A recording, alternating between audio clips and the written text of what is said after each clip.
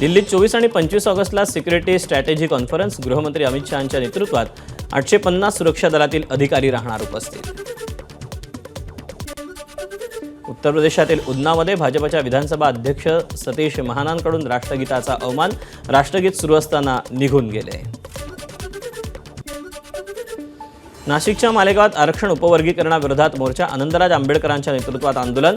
आरक्षण आमच्या हक्काचं असल्याची घोषणाबाजी. मुंबईतील कांदिवलीत माझा महाराष्ट्र मराठी माझी उपक्रम. आमदार अतुल भातखळकरांकडून मराठीचं प्रशिक्षण पूर्ण केलेल्या रिक्षा टॅक्सी चालकांना प्रमाणपत्राचं वाटप.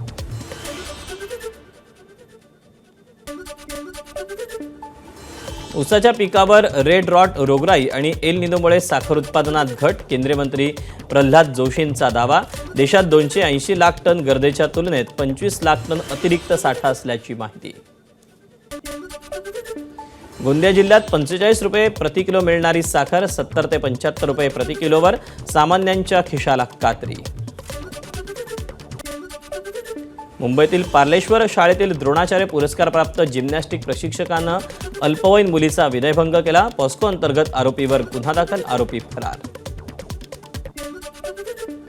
ठाण्यात हरिनिवास सर्कल परिसरात 70 वर्ष जुन्या निकम हाऊसचा सज्जाचा भाग कोसळला. सुदैवानं जीवितहानी नाही. इमारत रिकामी करण्याच्या सूचना. भंडाऱ्याच्या गोसेखुर्द धरणाचे 23 दरवाजे उघडले. 97,417 क्युसेकनं वैनगंगा नदीत विसर्ग.